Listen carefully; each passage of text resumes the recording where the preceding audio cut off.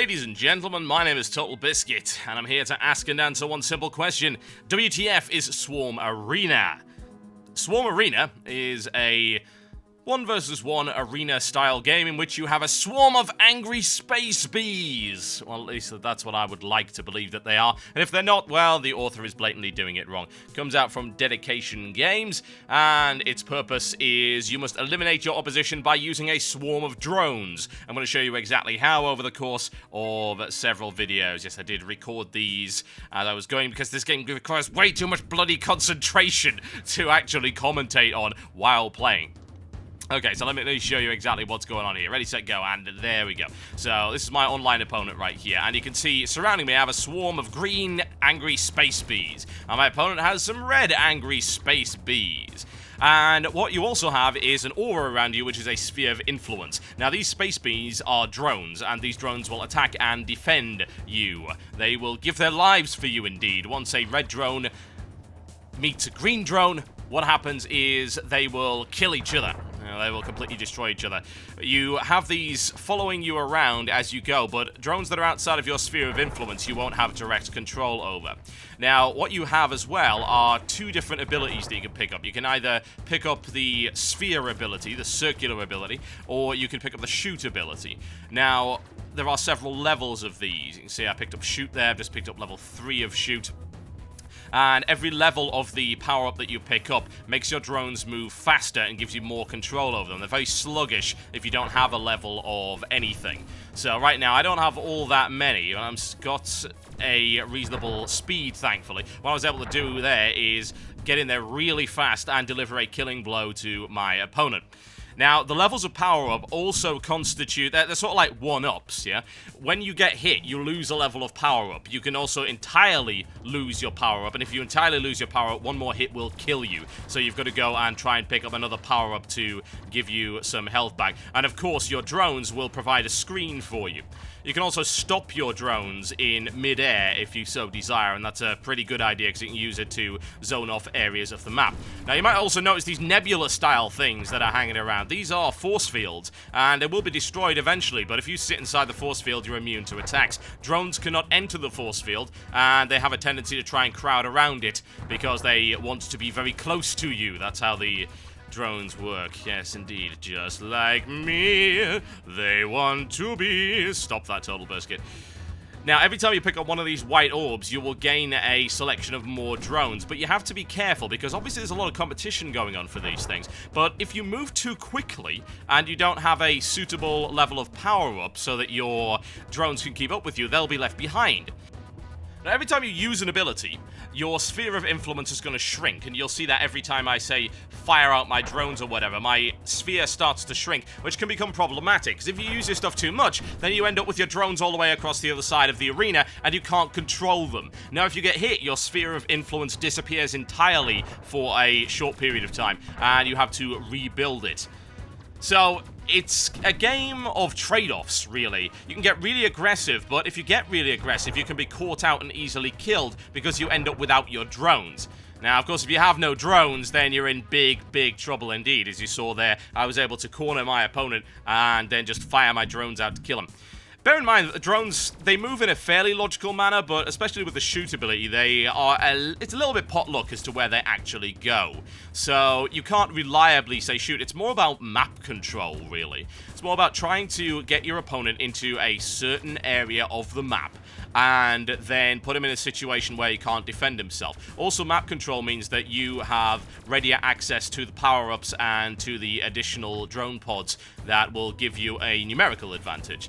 In theory, if you have more drones than your opponent, you should be able to just run at your opponent and try and kill him that way, but it doesn't usually work that way, because of course, if you leave your drones behind, or indeed if your opponent gets a lucky shot through your defenses, then you can end up losing, and indeed, as soon as one of you gets hit, then since your sphere of influence goes down to 0, suddenly your drones aren't defending you anymore, they're just lazily floating around the place, which is of no use to anybody, and I'm in a lot of trouble right here, so need to try and avoid them. What you can use is you can use these force fields to make sure that you can block line of sight from the drones. Like, for instance, he can't hit me from over there, so I hung around in that, and I'm just playing very defensively, very cautiously right here to try and rebuild my drone count and hopefully make him make a mistake. You see there, he actually lost his ability. He had level 1 of the power-up, and he went too far ahead of his swarm and ended up vulnerable to an attack. Ran into one of my drones, and then suddenly he lost his ability, and unfortunately I didn't have enough drones to finish him off right there,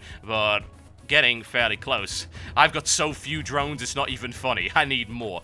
The force field placement is beneficial to me here, though, because he can't reliably send all of his drones to there, and he's lost a bunch of his drones there because he lost his ability. They're all now floating all over the place. Look to try and take advantage of that. It didn't happen, however.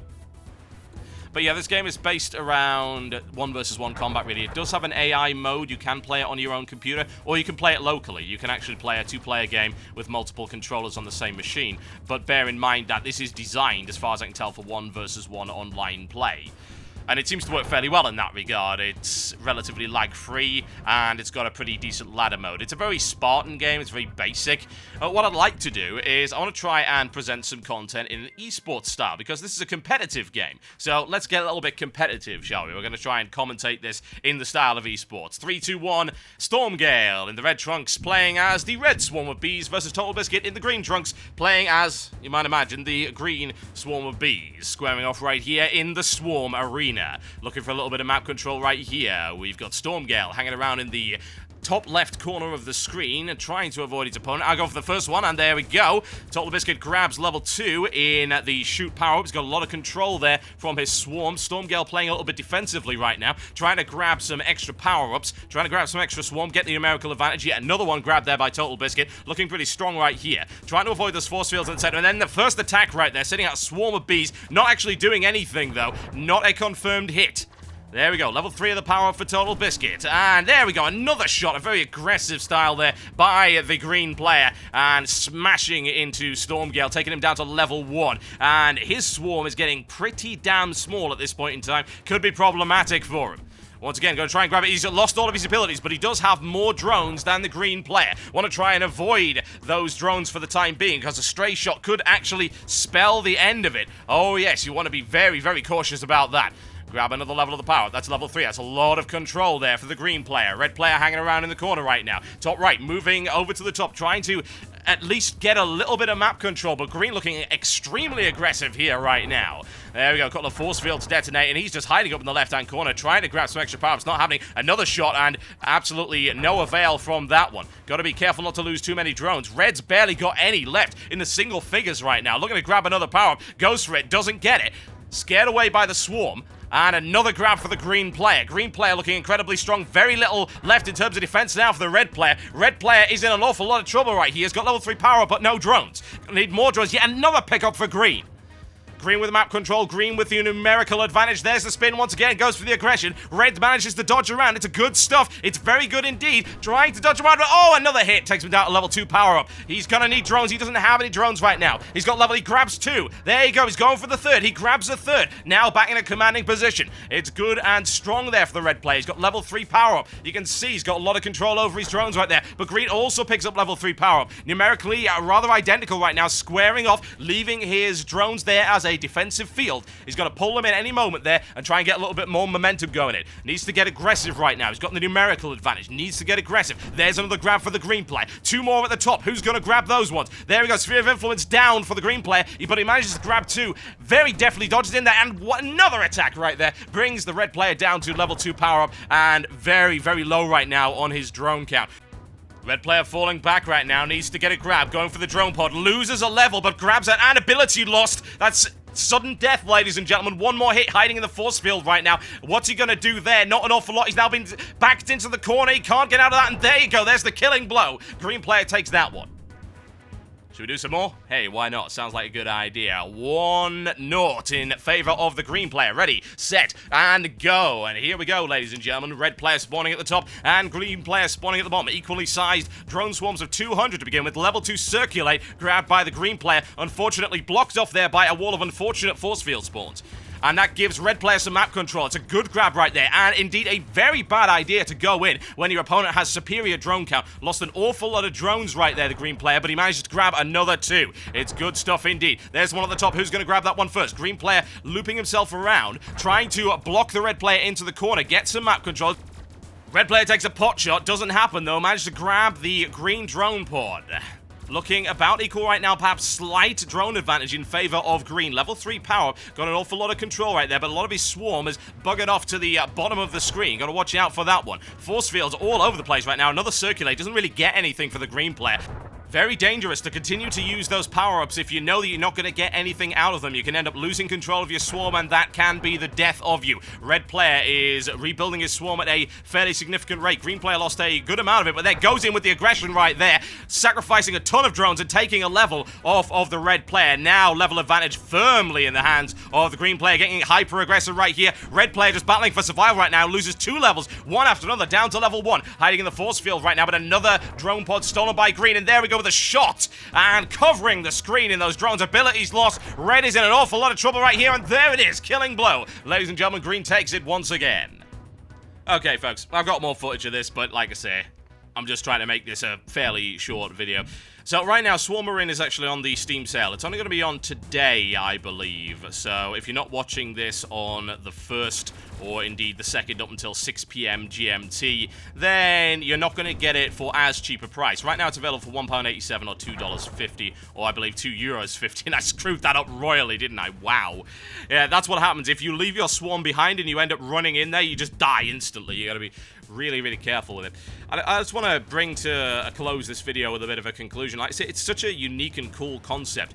I'm not sure it 100% works. I mean, I feel sometimes that the game is a little bit random, like you can be killed by a lucky shot or whatever and you feel like you've been cheated. But then again, a lot of games have a small element of luck involved in them one way or the other. It is actually an incredibly tactical game. It's a simple game to watch, but a lot more tactics involved and strategy involved in this game than you might think. You've got to be careful. You've got to make sure that you gain map control. And if you lose map control, like right there, for instance, then you can end up getting absolutely slaughtered. It's risky stuff. It's risk-reward as well. You have to decide when to go in, when not to go in. You have to try and, on the fly, figure out who's got the larger swarm, who's got the most control, who's got the highest level there. And, of course, you have to switch between the 2 power-ups. You can only have one at any given time. So either you've got Circulate, which is more of a defensive move, or indeed a close-range attacking move, or you use Shoot, which will allow you to fire drones off across the map. But either way, you've got to be careful about how much you actually use, because if you use it too much and you lose control of your drone swarm,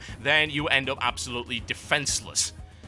It is a great concept. It does have a ladder, so there's barely anyone on it right now, and I think that could probably change today, honestly. It would be great if it did. I think that, yeah, this could become a little bit competitive. It's a lot of fun for the price, certainly, no doubt about that. It's good that it's got a 2-player. It's got AI as well. It doesn't really have a campaign, per se.